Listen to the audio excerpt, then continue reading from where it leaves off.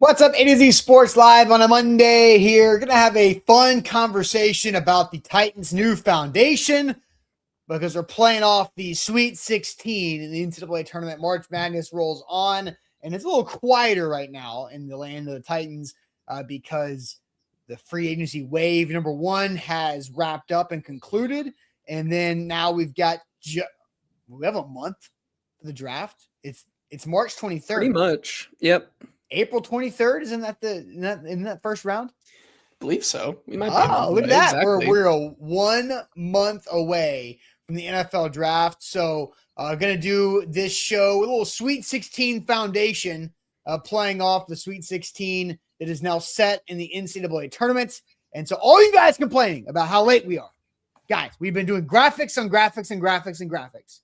And whenever you have a lot of names on a graphic, it takes forever to do because you got to resize things because Correct. Cam Ward's name and John Franklin Myers' name are on the same graphic. It's just going to throw off the balance of everything. And so we have been working really hard about all of this. And so 1 month away from the draft, now we're doing a Sweet 16 foundation, the 16 best foundational pieces, and says get it done ahead of time. Says right-handed MacGyver. Well, it's hard to do that when you don't have the idea of the show topic until 7 a.m. So that's not how that works. You know, it was an idea that came to my brain. You know what? I'm gonna still throw Easton. It's you know what? It is Easton's fault still because you know what? Easton did not help with any of the graphics. We sent Easton off into the sunset to go do his own work and start writing. And if we had his help, maybe we could have got it done faster. So everyone still go blame Easton. But no. It's just sometimes doing the show the right way takes a few minutes longer. It does. So I would rather take a few minutes longer to do the show the right way for you guys than to rush it and not do the show the right way. So I'm just people want rushed slop. They want you. Yeah. They want you at that time. You know what? You guys can go eat your fast food, right? Because it'll be there as quick as possible.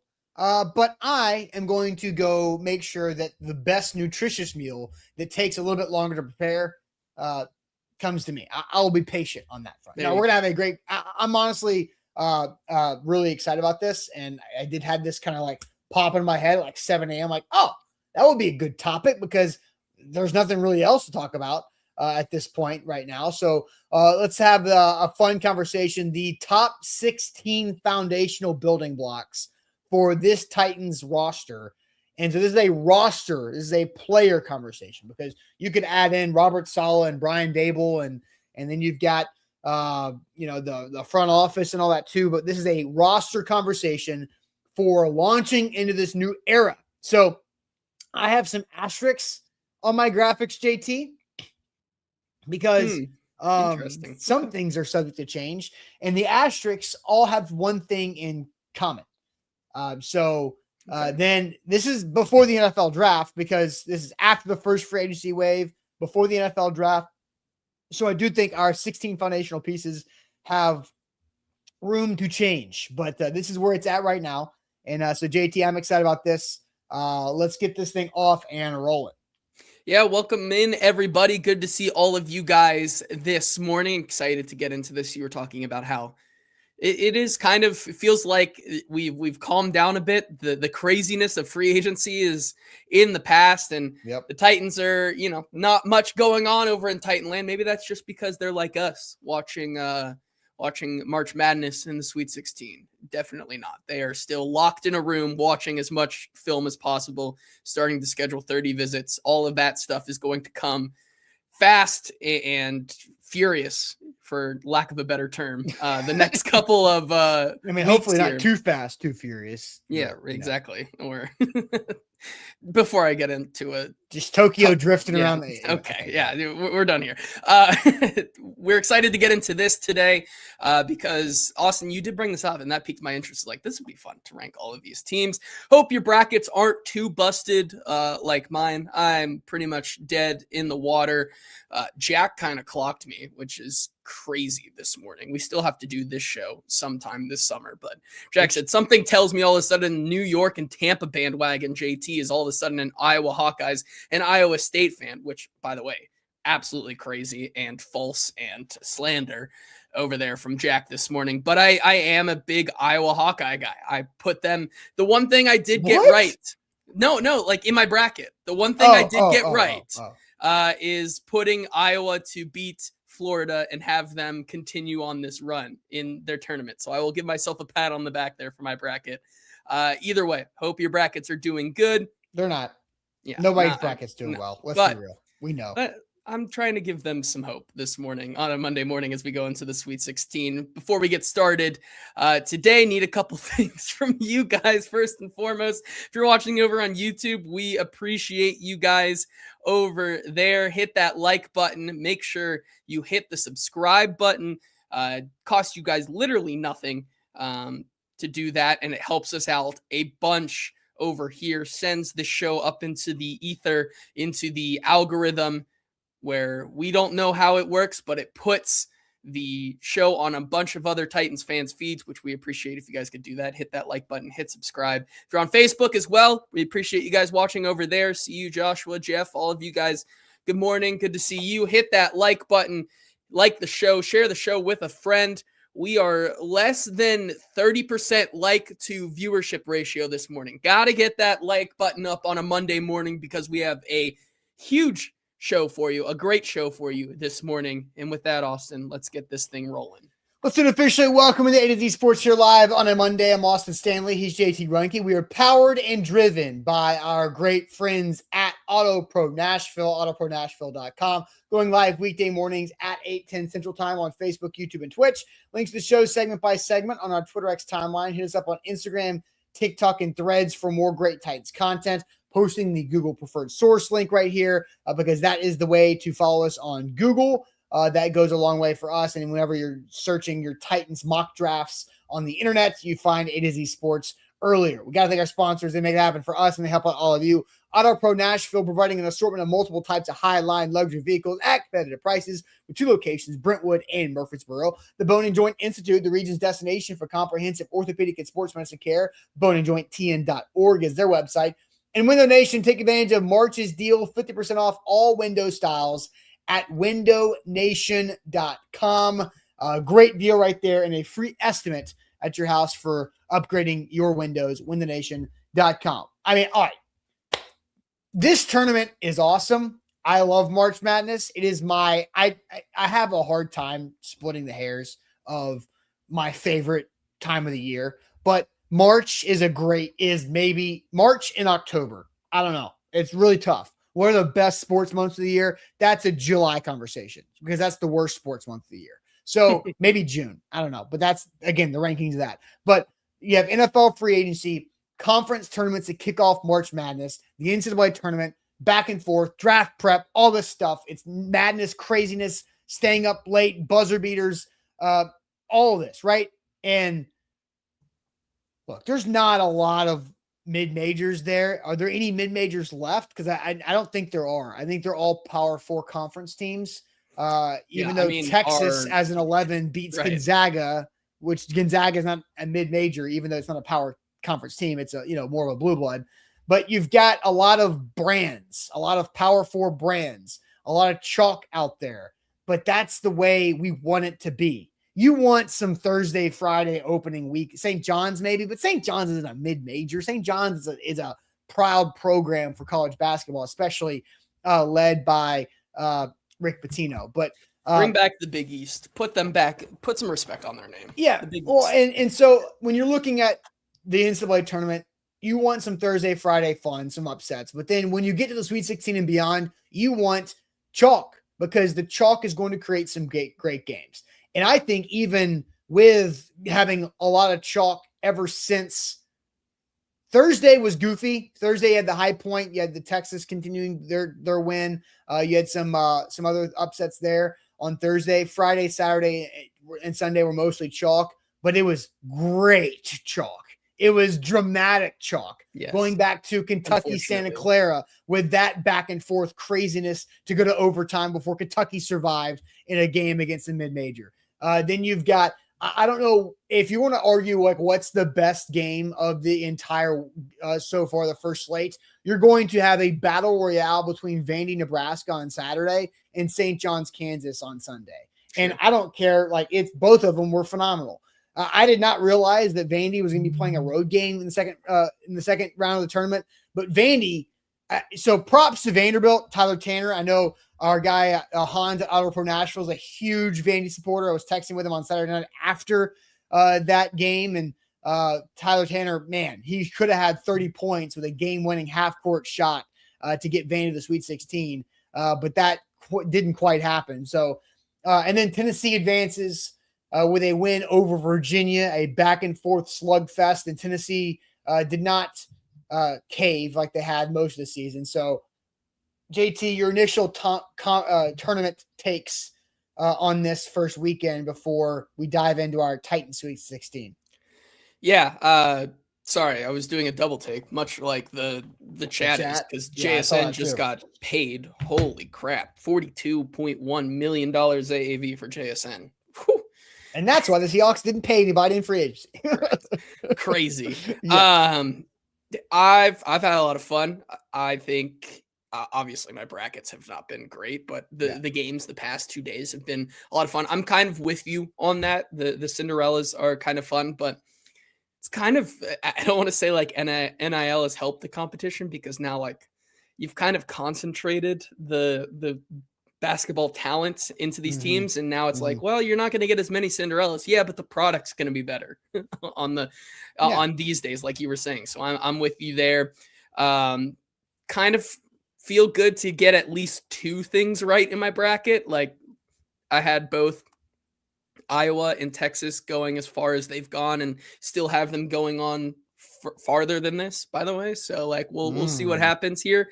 I don't know about you, but like our friend group, myself, Easton, we do this thing called a Calcutta, which is basically like the night before all of the games, 8 of us get together and we basically draft teams and just go back and forth. And then whoever wins gets, we have a pool like that. So I'm doing really good in that as well. So that was fun. Just a fun time of year to do this. And it kicks off the rest of the, what I think is a great time in the sports calendar, because I have, like you said, this, and then I have opening day this week. Stanley Cup playoffs are coming up. I'm excited. So it's a good time, but it's been fun.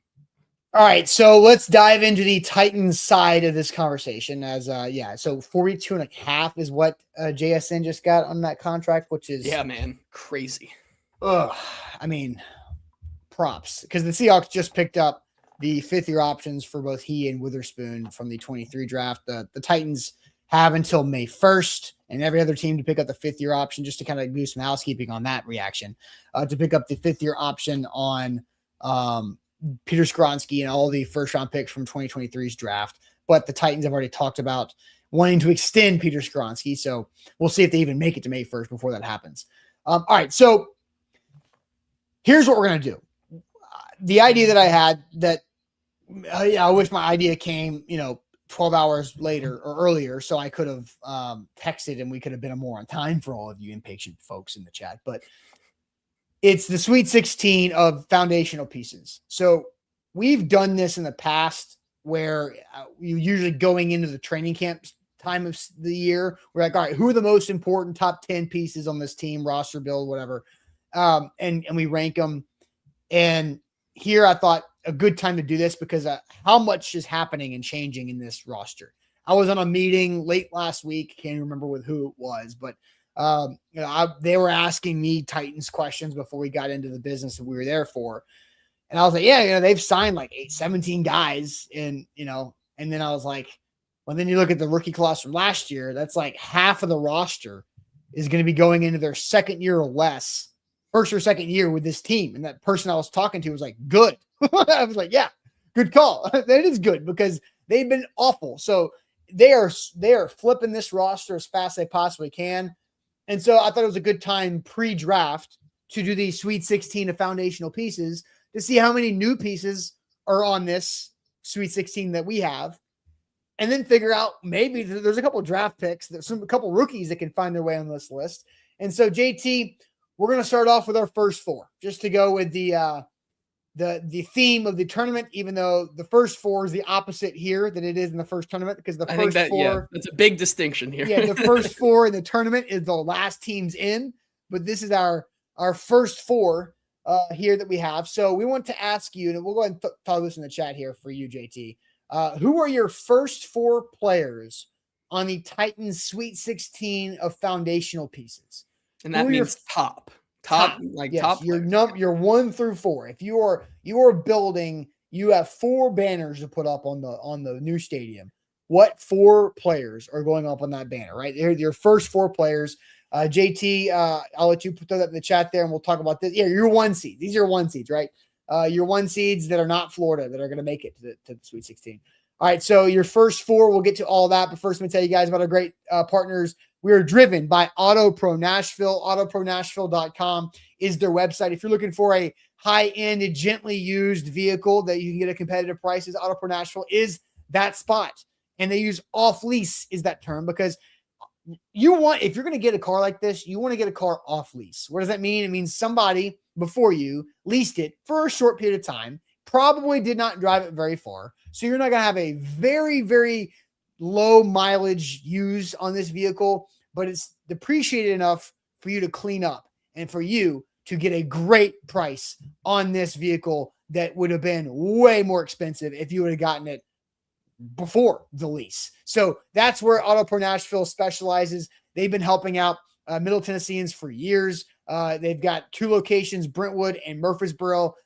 They are Hans and his team, very impactful in the NIL space with some local mid-state talent as well, like Tyler Tanner and some other Vandy players, like some current Titans, maybe former Titans, definitely some former Titans in the past. The concierge service is top notch. So if you're looking for a vehicle specifically, they will go find it for you. So check them out online.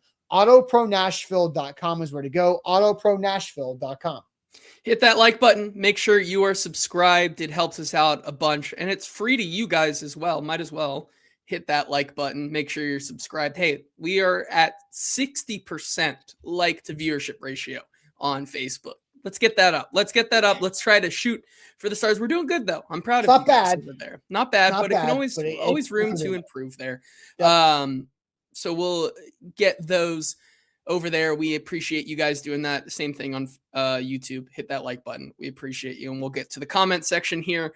And this one is fun because Bork says, Cam, Jeff, and how did this already get hard? And so, like, there's a lot of different avenues to take, and I don't blame anybody from taking any different avenue. I was Bork. Yeah, fair enough. I'm not saying that like it was hard. Like I found my 16 fairly easily, but it was the how do I split them? Who's 3 and 4? Who's 5 through 8? And then the back half, right? So like that's how we're going to kind of split this up. We're going to do the first 4. We'll have our Elite 8 conversation, and then we'll do our back half overall. But I was with Bork, man. After I wrote down Cam and Jeff, I was like, all right, who's 3? It gets a little hard there. But Jeff comes into the comment section here and says his 4 are Cam, Jeff, Alante Taylor, and Gunnar Helm. A reminder that free agents count. We're talking about the 16 building blocks of this team for 2026 and beyond. The free agents absolutely count. Malachi says Cam Ward, Jeffrey Simmons, 2 new answers here. Kevin Winston Jr. and Gunnar Helm. Tall Texan, resident curmudgeon and troll here says Cam Ward, Jeffrey Simmons, Morgan Cox, and Mason Kinsey. Ha ha ha. Very funny there. Clayton, I have some news for you, buddy. He has Cam, Jeff, Peter Skoronski, and Chigakonkwo. I'm sorry, buddy. Chigakonkwo is no longer with the Titans. I don't know if you haven't been around. He is in Washington. He is a Commander now. So just wanted to let you know. Nate says Cam Ward, Jeffrey Simmons, Peter Skoronski, and whoever the 4th overall pick is. So okay. I mean, okay. All right, come on. I didn't go that far. We can do this again, and we probably will. Yeah. After the draft, but let's come on now. Jump. I don't know why I said Chris Johnson, but Chris Jump says Ward, Chris Johnson, Jeffrey Simmons, Cedric Gray, a new name there, and Peter Skoronski. Peter Skoronski, Cam Ward, Simmons, and Gray, once again from Z Wildcat. Cam Ward, Big Jeff, Amani Hooker, and Jermaine Johnson, 2 new names on there as well. Bustin' Diamond also coming in here saying Cam, Jeff, Johnson, whoever the 4th overall pick is. Nick says Cam, Big Jeff, Gray, and Skoronski. Jake says, once again, another person, guys. I'm sorry I have to continue to break the news to you guys, but he says Cam Ward, Big Jeff, Chikakonkwa, who's not on the team anymore, guys, unfortunately. 2 of those guys aren't on the team. Yeah, and then Jeremiah Love, who could be on the Titans, but is he not also on the Titans yet. Jeremiah, that spelling is also not going to be on the team. Also a PSA. There's a Y after the I there. So yeah, IYA. Yes. Jack says Cam, Jeff, Peter, whoever we take it for. Doing some projection still, some more projection in here. I see right-handed MacGyver with a new list here. Ward, Iomanner, Simmons, and JFM. So another name to put on there. And then Joe, I'm looking for a couple of other different types of lists here. Joe says Ward, Jeff, Skoronski, and JC Latham makes the list here. Darren says Cam, Jeff, Calvin Ridley, and Franklin Myers. So. There are guys that have been listed as a first 4 that I don't have on my 16. Like multiple players. Yep. I'm with you right there. There are some people as I look on this list. There are some players that I do not have. Levis, Burt, Sneed, and Buster Screen. That's very funny. I'm sorry. Buster Screen was the perfect 4th name on this because I don't know. He could still be running from authorities in Canada. I don't know if he ever got captured. King VC says, lock in like the show, and then gives his 4 here saying Cam Ward, Big Jeff, Chimere Dike, and Kevin Winston. Bankroll, Cam Ward, Jeffrey Simmons, Amani Hooker, and Tyjae Spears. I mean, we're all over the board this morning, including some players that aren't even on the Titans, some players that are and just could be on our boards, could not. Malachi says we didn't have time to think about this question. Oh, so now you guys want to complain about now make a graphic for it. Go make multiple graphics for it, guys. Go make 4 graphics for this and then see what happens. Okay, no, you want to go first or you want me to go first? I'll go first. Okay. Sure, why not? And we can see the difference in our graphics. Yeah, for sure. We gave a little bit of like, hey, let's kind of look the same, but I think you took some more care with yours. You added some shadow and stuff, not anything. I'm an all caps guy. Oh, okay. So well, I was not, but here's mine. It's pretty bland and it's pretty small, but you did add positions though. Yeah, I did. I tried to get that, but my top 4 are Cam Ward, obviously, Jeffrey Simmons, Peter Skoronski, and JC Latham. And now, yeah, I think the 4th one is where people might have a problem. I saw a lot of Skoronski, right? But my thinking here was obviously Cam Ward is the guy. He's the number 1 seed. We might have looked at this a little differently. Like when I said top 16, I went like, instead of like 4 1 seeds, 4 2 seeds, 4 3, I just went like top, like one side of the bracket type thing here. So like Cam Ward's your number 1. Jeffrey Simmons, I feel like you have to have a staple on the defensive side be in this top 4. Jeffrey Simmons, even if he is getting up there in age, is still going to be a building block for this team well into the next, the new Titan Stadium. Peter Skoronski, a guy we've continued to talk about how they want to get him locked up. I feel like he has to be a cornerstone of your team if you want to give him this big contract extension. And then JC Latham, I put him up here because there is no bigger thing to me this upcoming year and going forward than protecting the guy who is number 1 on your top 16 list. And that's JC Latham. And I'll push back a little bit, right? Yeah. JC Latham, JC Latham right now to me, narratively kind of feels like Gonzaga. High expectations, but never really meets the mark. And I get that's fair, but the talent is there. And I think he's worthy of being a top 4, especially with the position he played.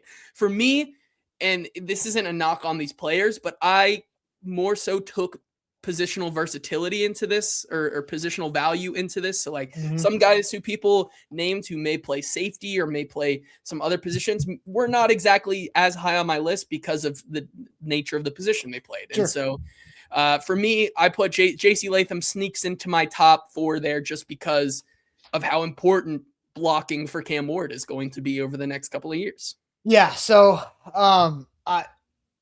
I kind of have a little bit of positional value as well, but not completely. And so somebody asked, what's the question? So if you're just jumping in here, we're going through our Sweet 16 Titans foundational players for this new era.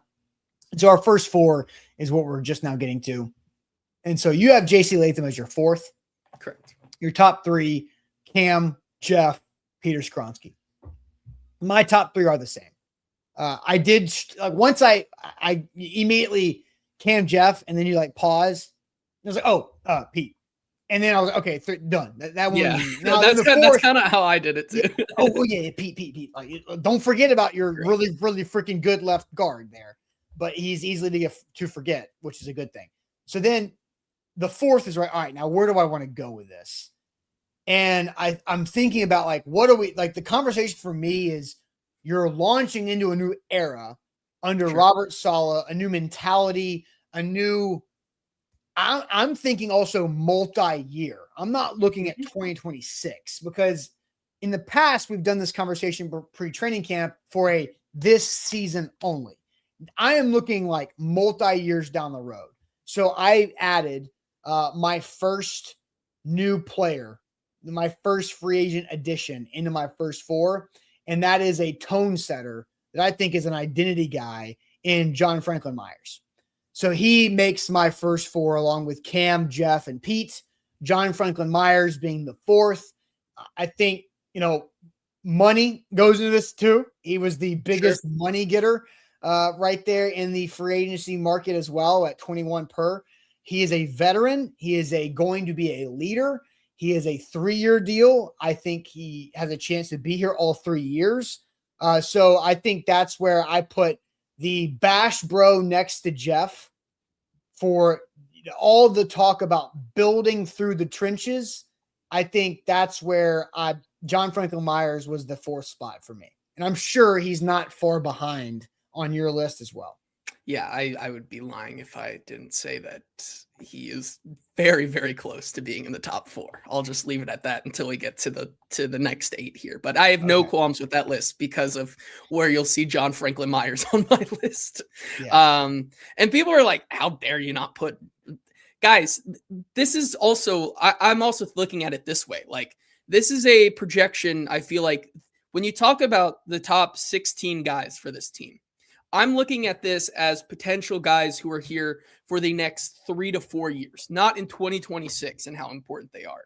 And someone's like, how can you say JC Latham over Dan Moore? Because like, if we're all being honest, they can really get out of the Dan Moore contract. After this year? There's a very real possibility that Dan Moore is not even on this team going into the new stadium. And so I kind of took that into account on my list. Like, I'm not really excited to put foundational pieces who are on 1-year deals into my equation here. And so we'll see where he goes in my top 16. But JC Latham, at least still has the talent. You kind of heard how much Brian Dable salivated over him at his opening press conference, being like, I really like JC. JC's good. Like at right tackle. At right tackle. Exactly. Yeah, at right tackle. And he's a guy that it's so important that if we're putting Cam Ward as the number 1 guy, and he's the guy that makes or breaks your franchise, it's kind of important to have him as a foundational piece on one side of the line. So, all right, let's go ahead and get to our next 4 then, because to stick on the theme of March Madness NCAA tournaments turning into a Titans conversation with our Sweet 16 foundational players, we've gotten our first 4. Now let's round out the Elite 8. Who rounds out the Elite 8? So I know a lot of you guys in the chat have listed your first 4. If you want to, I think we understand that Cam and Jeff are those are 1 and 2 for everybody, should be. So who are the next group of 4 for you guys? in the chat. Who rounds out the Elite 8 players on this foundational building blocks list? Looking forward to seeing this. But JT, first tell us all about the Bone and Joint Institute. Yeah, the Bone and Joint Institute, the region's destination for comprehensive orthopedics and sports medicine. Whenever you get hurt in life, you have to know who to trust. And that's why we here at A to Z Sports trust the Bone and Joint Institute, which is located in Franklin, just down I-65, a short drive with over a dozen specialists who can help you through any type of injury. They have a state-of-the-art rehab facility on campus to help your recovery and can do everything under one roof for your convenience, whether that's the clinic, testing, imaging, surgery, rehab. They've got it all. To schedule an appointment there or at one of their satellite locations, go to boneandjointtn.org. AutoPro Nashville, we are driven by AutoProNashville.com. 2 locations, Brentwood and Murfreesboro, for your high-end vehicle, luxury vehicles, and any other service you're looking for. If you're trying to customize your current ride, AutoPro Nashville can take care of you there as well with all the different features and services that they do offer. Go check out Hans and what his team have to offer. Again, Brentwood and Murfreesboro, AutoProNashville.com. Hit that like button if you haven't already. Like the show. Smash that like button. Subscribe. Facebook is doing maybe the best on like to viewership ratio I've ever seen from them. We are killing it this morning. Good job, guys. I'm proud of you. Love to see that. YouTube, you guys can do better, I'm sure. And subscribe. All right. I mean, if Facebook's doing that well, then I'm sure YouTube can be better or can grow. All right, so rounding out the Elite 8. So to the chat, yeah. I mean, sure, yeah. Obviously, I had to make yet another graphic here because you had your you had your 1 through 4 and then your 5 through 8, and I just had I have my 5 through 12 or whatever it is, like the next 8. So I had to go and just get. So I made that real quick. But yes, we'll go to the chat real quick. Very talented. Right on the fly there. Jeff says Pete Skronsky, JFM, number 4 wide receiver pick, and Cordell Flott. Get the hell out of here with the draft. We are going after we show all 16. We're going to be like, all right, where obviously the back? Yeah, where do they fit in? Sure. Darren says next 4: Skronsky, JC, Cedric Gray, Femi Oladejo. Titans Kyle says Latham, JFM, Femi, Helm. Ray School says DK, Wandale, Cedric, Winston, Gray, Taylor, Winston, Duke, DK, I'm assuming is what he meant. I was like, who's Duke? Also, to clear some things up, I saw a couple people say that Chim autocorrected to Chig for them. Oh, that could be. Yeah, fair enough. That makes a lot of sense. Daniel Caribbean says JFM, Cordell Flott, new name on the list there. Peter Skronsky, Cedric Gray, DK, Femi, Myers, and Franklin Myers, and Gunnar Helm, Skronsky, JFM, Gray, Femi. Let's see what else we have here. JFM, Femi Oladejo, a new name, Wandale Robinson, Cordell Flott, Latham, Wandale, Winston Taylor, JFM, Flott, Gray, Wandale, new name alert, Pollard, Gray, Barton, and Ridley. Oh my God! Which is wholly 1-year contract. Cedric Gray is Gray with an A. Correct. I wish we could all collectively gather and say and have like a spelling. There is one way to spell Gray, and there should be one way to spell Derek. The different Dereks and the Grays drive me crazy. So that's just a side note. Sure. Charmin says JFM, JC, Gray, and Taylor. Gray, Latham, Robinson, and Franklin Myers. Amani Hooker, JFM, Gunnar Helm, Alante Taylor. So once again, all over the place, which I think is a good thing. Like there's a lot of different opinions in here. The one thing I will say, people still continue, as we said, this is including free agency, guys. This is still pretty dominated by guys who were here last year and are still developmental pieces. So I think that's an interesting angle that a lot of people have taken. I guess I'll go with my next 4. I mean, I can go. I can go. Yeah, sure, you can go. Because I went, my first four. I'll show this again before I bring up the Elite Eight. Mm-hmm. Cam, Jeff, Peter Skronsky, and the first new addition, John Franklin Myers. Excuse me.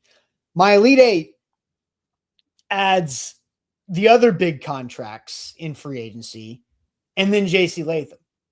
And so this is where my 1 through 8 ranking ends. The next group of 8 that we'll get to round out my Sweet 16. Honestly, there is some order to it, but a lot of times it's actually I needed to have the names fit nicely. So, but this one is a 1 through 8. 1 through 4 on the left, and then 5 through 8 on the right. So Wan'Dale Robinson, because he's a weapon for Cam, and then the 2 cornerbacks, Alontae Taylor and Cordell Flott. And then I had JC Latham 8th, where you had JC Latham 4th. And I obviously JC Latham makes my Elite 8, but I still have some overall consistency questions about JC and his long-term value for the team. And then Jason says, speaking of Elite 8, will UT finally make it? Bro, if they make the Elite 8, it'll be the 3rd year in a row they've made the Elite 8. So Jason, last year. Some revisionist history here. Come on. The disrespect. So actually, I'm surprised. We're actually not far off in our top 8. I think we have the same 8, just in different orders. So once again, I have Cam Ward, Jeffrey Simmons, Peter Skronsky, and JC Latham here as my top 4. And then my next 4, John Franklin Myers doesn't fall very far. Cordell Flott I have at 6, Wan'Dale Robinson at 7, and then Alontae Taylor at 8. So really, compared to yours, we basically almost have the same list. I just have Cordell Flott and Alontae Taylor flipped there, mostly because I was basing that off of age and upside for me personally. Obviously, Alontae Taylor, not old by any means, only 27. But Cordell Flott's so young. Exactly. He's still 24. Like, he'll be 25 this upcoming season. And everything out of New York is that he's a young, ascending guy who can play on the outside and can be that cornerback 1, which is why I really took that into consideration here and put him 6. John Franklin Myers felt the same exact way that you did. I feel like I couldn't put him any lower than 5 based on the money that he was given. Wan'Dale Robinson at 7, also based on the money. Alontae Taylor, because of you kind of the impact he can have in that room, you kind of feel a lot better about the floor going forward for the next 2 to 3 years in your cornerback room. So once again, we're pretty much in lockstep, just have a few pieces flip-flopped and different looks there. But I think that's I felt the same way that you did, right? You have your top 4, and then the next 4 or 5 guys have to be the guys that you paid a lot of money to, because you paid them to be here for the next 3 years, 4 years. 3 years. So Joe says, hard for me to call free agents foundational pieces. And like, I disagree in this situation. Like, absolutely. These are foundational pieces because you have the foundation coming in as a new head coach. Exactly. And you look at who's being paid money in this organization, and it's for contractual control. It's Jeff, it's John Franklin Myers, it's Alontae Taylor, Wan'Dale Robinson, Cordell Flott. And these are the newer contracts, obviously, are set up to be beneficial in the year 1 cap. But those 4 guys, Flott, are going to, like, they're some of the highest paid guys AAV on the overall roster. And so they better be foundational pieces. That was my thing. That was me too. You better have them here. Like we said, these are guys who are going to get paid over the next 2 years, and then they kind of don't have any more guaranteed money. But you could realistically think that if these contracts play out, these are guys that are going to be here for 3 or 4 years, which is the next window of this foundation. It's not like we're not talking about like 10 years, but over the next 3 to 4 years, over basically the foundation of Cam Ward's rookie deal, these guys are going to play such a big part in, first of all, establishing the culture in the foundation of your new head coach, and 2, helping Cam Ward get to the next level, with whether it be what these guys can do on defense to keep games closer, whether it is Wan'Dale Robinson, who is now, going to be a big target getter for him, for Cam Ward, or the guys up front that are going to be protecting him. These are all important foundational pieces. That was the point of that free agency class. Now, I do think it's those 4 guys. After that, the free agency class is now not foundational pieces, it's supplementary pieces, in my opinion. The other, I don't think this is giving anything away. Like, I'm trying to think, like, who is the 5th most important free agent signing outside of those 4 guys, right? Because we JFM, Alante, Slot, and Wan'Dale. And I guess Jermaine Johnson doesn't really count. Yeah, as that, no free agency. I'm curious about that. I don't know if I have any other free agents on my list. If I go back and look, like, I think that's it. You paid a lot of money, so you better hope that they're foundational guys. I don't think I have another free agent on my list.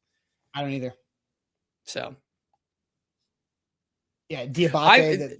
I thought about it, man. I thought about it. Low key. I did.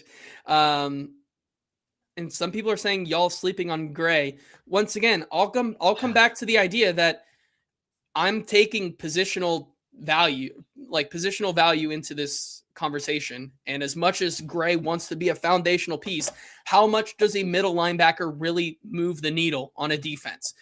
In Salah's defense, maybe a little bit more than any other offense in the NFL or any other defense in the NFL, but like, it's not going to elevate your team more than an edge rusher can, or a cornerback can, or a right tackle can, or a wide receiver. It's just like, I know how good Cedric Gray is and what trajectory he's on.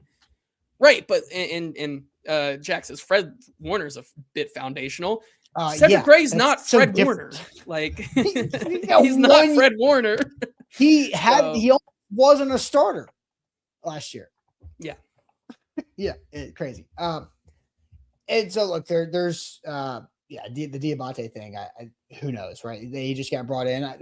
It's something that we haven't talked about today yet, but and Titans, Cowboys, and Salah's defense, it does move the needle, sure. But I want to see. I not more than the cornerbacks do, though. He's not in my Elite 8. I'm sorry. Like, I feel like these 8 names have proven more in the NFL and or more valuable to the team's trajectory moving forward than Cedric Gray. That's not a shot at Cedric Gray. No, it's the fact that the quarterback, 2 interior defensive linemen, 2 offensive linemen who are top 11 draft picks, and then 3 very highly paid premium position players rank higher than a 4th round pick, 1-year starter inside linebacker. Yeah, it's just kind of how it works. I agree. Some people are saying, would Fred Warner and George Kittle be foundational pieces? Yes.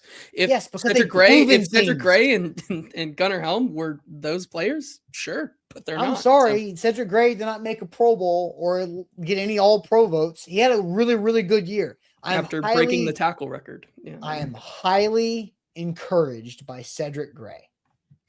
And that is why he is the number 1 name on my list in the next 8. So we're going to get to this next 8 to fill out our Sweet 16. But first, JT, tell us all about Window Nation.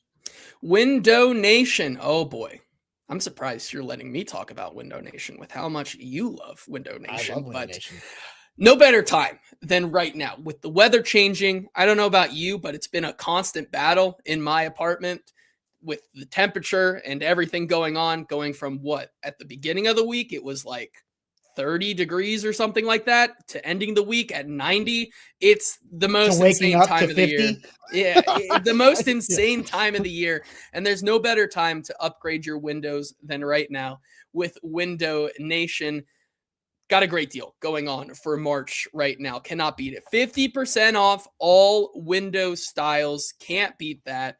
If you're tired of your house being uncomfortably cold or too hot because of how the weather has been changing, your electric and gas bills are shockingly expensive this time of year.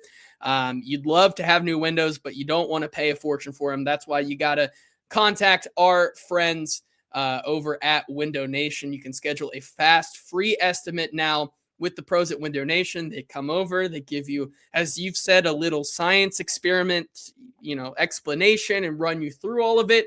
And if you decide that it's not the right time for you guys to get your windows, all good. They just appreciate you at least considering them and taking the time. But like I said, there's no better time to get new windows than right now, especially with 50% off all window styles. You can schedule a fast, free estimate now with the pros at Window Nation at windownation.com or by calling 866-90-NATION. Driven by Auto Pro Nashville at A to Z Sports. Check them out for your new ride, your service customization on your current ride. AutoProNashville.com is the website. Go check out all of their reviews from their customers. They talk about how great they are. The concierge service is top notch. If you're looking for that high-end vehicle that's gently used, the freshly off-lease vehicle that has been landed right in your lap for you to enjoy, AutoProNashville.com, Murfreesboro, and in Brentwood. So resetting here to go through, we're doing our Sweet 16 foundational pieces for the Titans roster after the first wave of free agency. I'll kind of update our top 8. And then we'll get. And I do want to, before we get to the next ones, Joe says, I look at foundational pieces as long-term starters, people you don't have to replace. Yeah. 3 years is pretty long-term in terms of like life cycle in the NFL right now. I don't know if you've noticed how the NFL has become essentially a microwave society like the rest of us, but things change in 2 years. Like it's kind of like in college sports and we're getting NFL to a point where 3 years is basically a window. It's a foundation, like before teams decide to move on. And I understand that you want everyone to be around for 5 or 6 years. That's just not how things work in the NFL anymore. Yeah. I see Hello Ladies and some others, at least Gray has played. Hello Ladies and a couple others have been like, these new free agents haven't even played yet.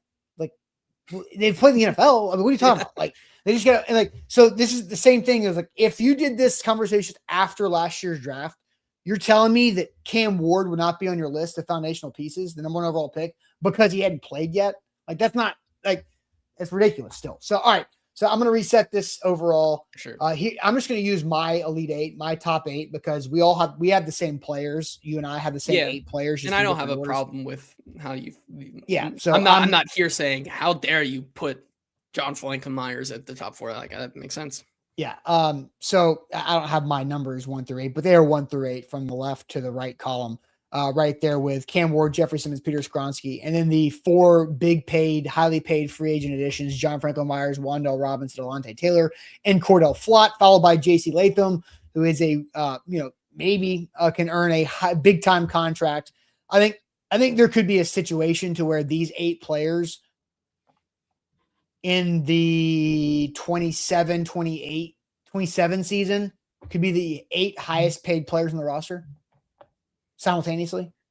Yeah, absolutely. Because Pete's going to get an extension. That would set up JC to get an extension next summer if he earns it, right?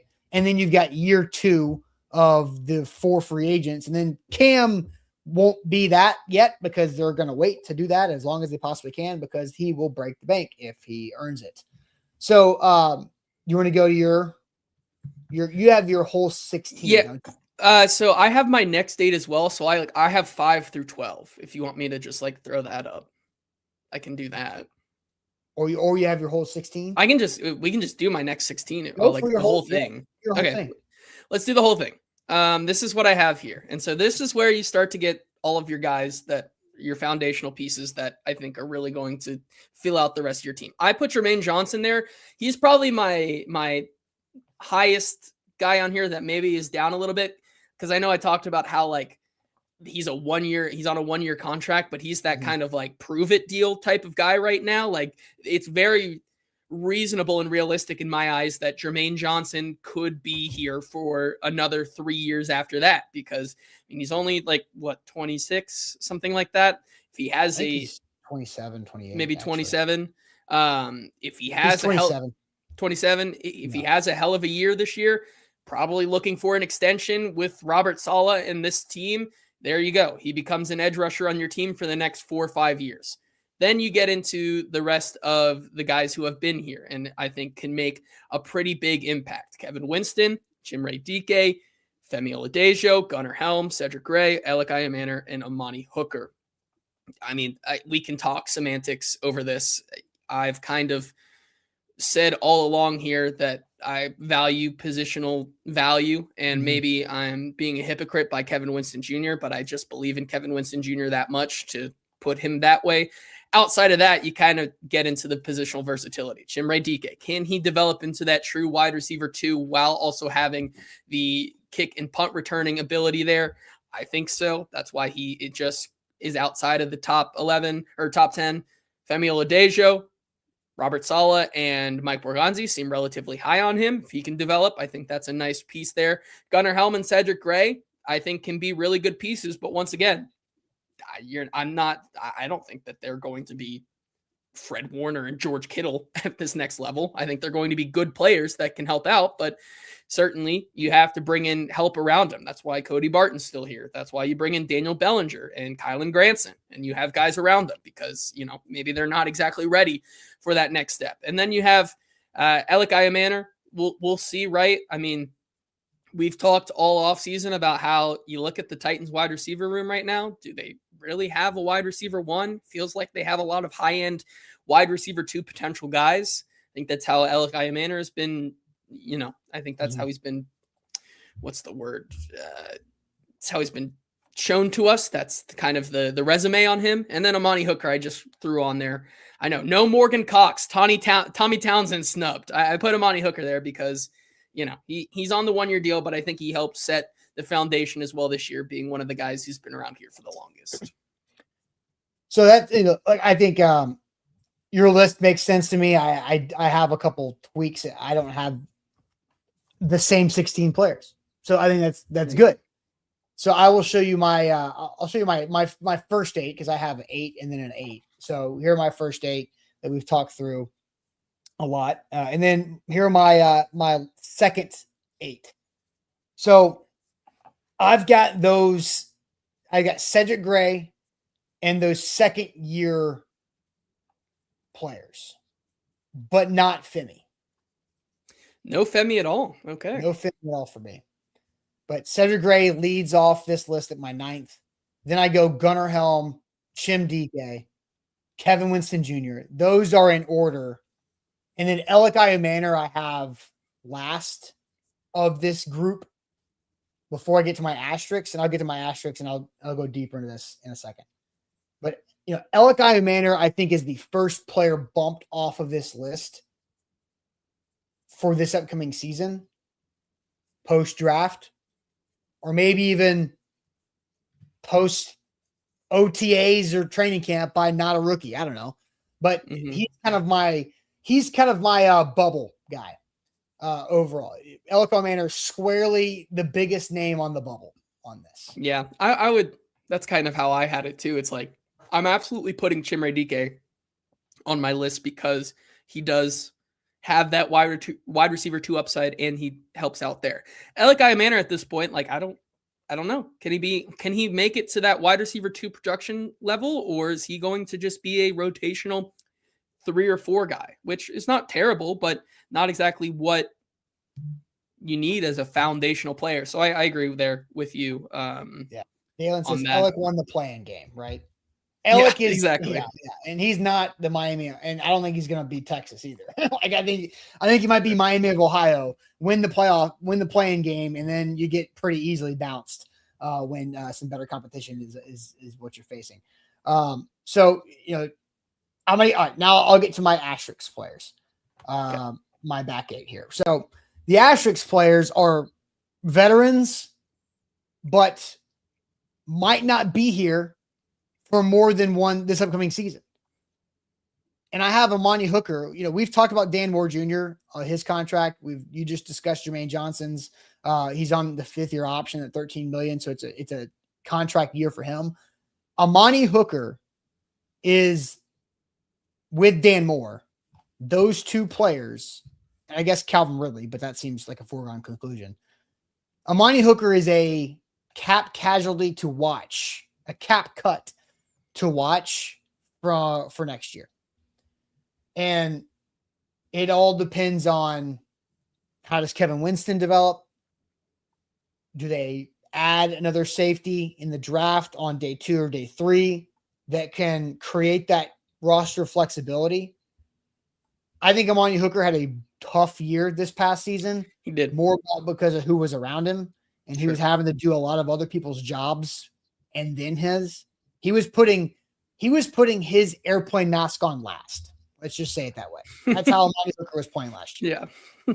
That's a good analogy. Yeah.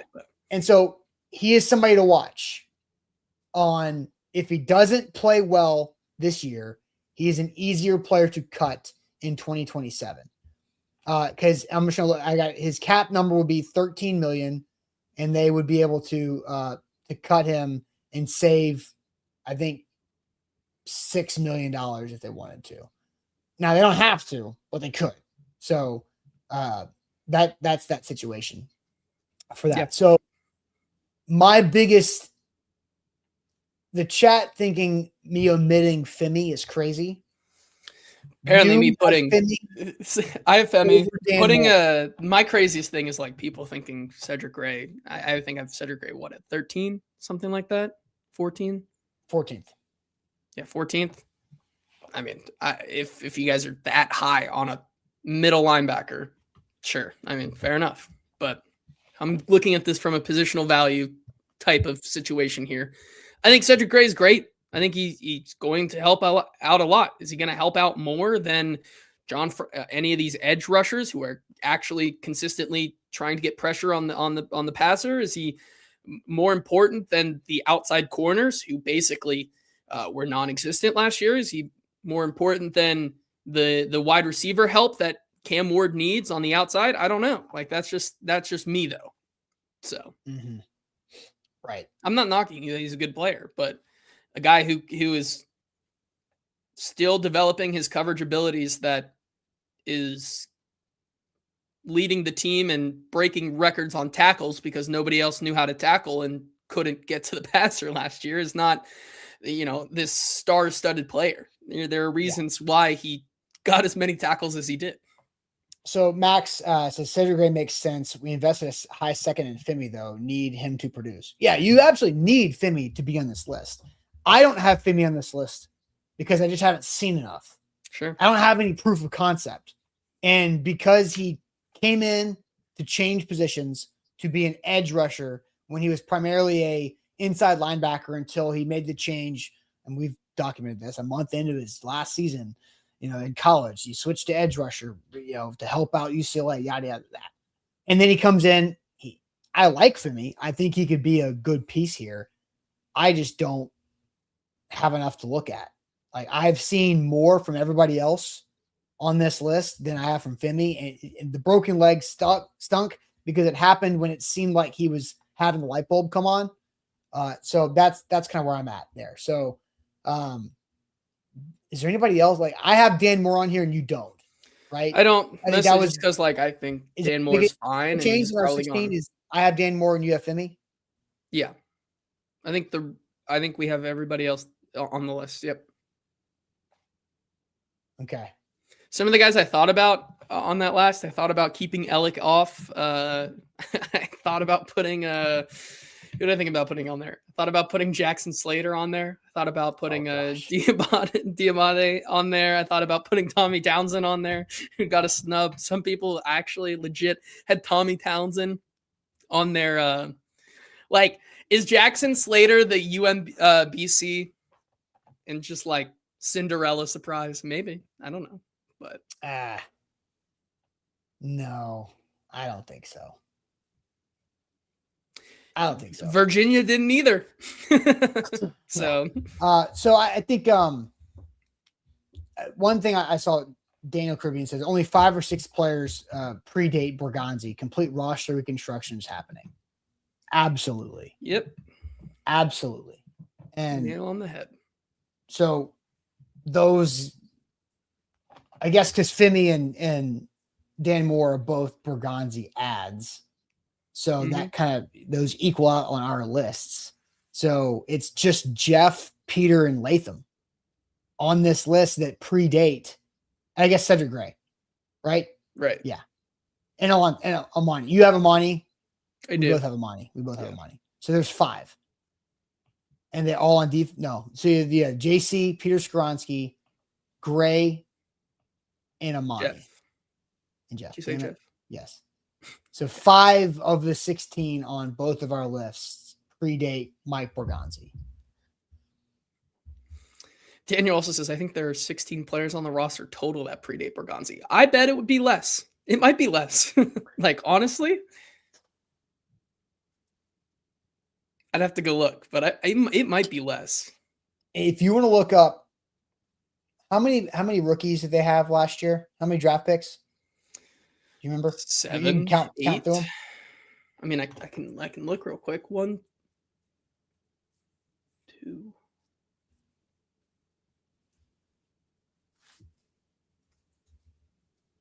They had 8. And it all made the team, right? Yes.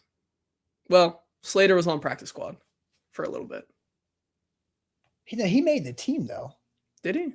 He probably did. He made the team out of camp. Yeah. So 8 there. I'm trying to think. I'm trying to find a list of like the actual ads the team made in free agency, like the number, because that tells you a lot. If I'm not gonna be able to find a list fast enough. Okay, here we go. Deculus, new players. Deculus, Tony Adams, Kylan Granson, Jarek Reed. I'm going in reverse order chronologically, by the way. Okay. Jacob Martin is at 5. Malik Herring's at 6. Solomon Thomas at 7. Mitch Trubisky's at 8. Wandale's at 9. Bellinger 10. Joshua Williams 11. Townsend's at 12. Then Jermaine Johnson's at 13. Cordell Flott makes it 14. John Franklin Myers 15. Volson 16. Alante 17. Schlotman 18, right? Jordan Elliott 19. 19 new faces. And I did just count for Daniel. I think Daniel was right on the nose. I think there are 16 players on this team that predate Borgonzi.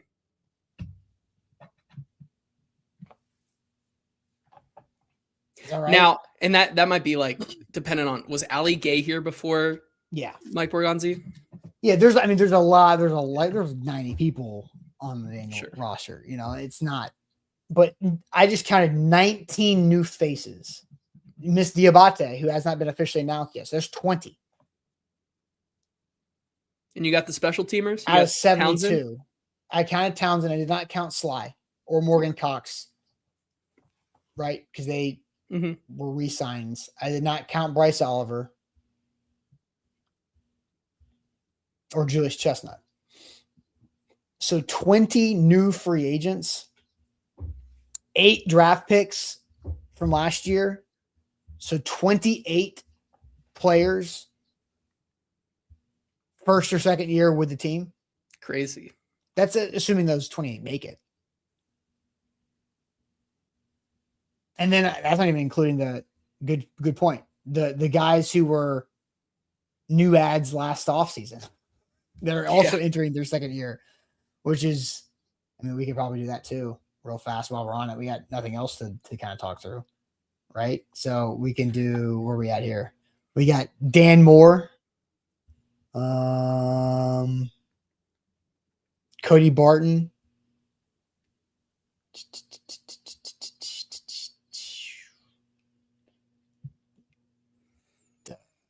Sly. Yes. These are free agents last year? Yeah. Did you say Barton? Yeah. Okay. That's probably it. I mean, like you're getting into like Sanusi Kane, but like yeah.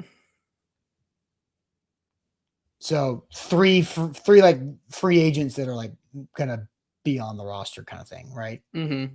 So 31 players are first or second year on the team before the draft. Crazy. And they have how many picks? This year, 8, 9. I updated this, by the way. Oh, nice. 9. So that would be 40. Yep. Count Restrepo, you're at 41. Did you count Kinsey? No, he's been here for a lot longer than that. Cockroach? He doesn't count in the first or second year. Oh, I see. Yeah. Okay. Yeah. Well, look, I think -1 for Will Levis. There you go. We talked about this earlier. Thought about this. How do you feel about this exercise? I feel good. If I come away with this, and the main criticism is that I have Cedric Gray too low, that is something I can live with. I'll live with it. Do we feel like the Titans have improved significantly? I think so. Because who's on this list last year? Cedric Gray's probably like top 7 for me. Because let's think about, like, we left out some pretty notable names that are gonna be on the team this year and have a big role, right? Sure. Calvin, Tony, Tajay, to name 3. Yeah. Now that I look at it, that might be Daniel Bellinger might have a role. Daniel Bellinger was not. He was probably my next guy. Your starting center, Austin Schlottman, like, if he's starting, you know, whoever your right guard is. How many Sweet 16 players can they still add? And that's kind of where I was getting at. I think. I really think through the draft, especially through the draft is where you're going to get them. I don't think, with all your $60+ million of cap space you still have, you're probably not going to add another free agent player through free agency. There could be a trade, but I doubt that too, because you want that draft capital. But I think your top 3 picks could work their way on this list. Yeah. If you stay at 4, 35, and 66, I think a 66th overall pick, they might crack. Depending on who it is. Top 10, I don't know about that. I don't know how much the top 8 for me is going to budge. Sure. Yeah. I think it depends on who they take it for, personally. But sure. But I don't think the top 8 is going to budge for me, really. Yeah. All right. Good show.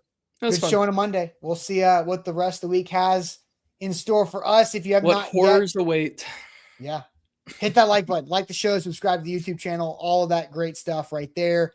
We'll have more content on our YouTube channel for sure throughout the week. And if you haven't, go back and check out some of the things that Easton published over the weekend on YouTube. He had one yesterday that ran, one on Friday afternoon that ran that you might have missed watching basketball. So go back to the YouTube channel and kind of surf through there to find out what content you might not have seen yet in our video section. So we'll catch you guys later on. Appreciate it as always. Buck Rising live tonight for primetime. See you.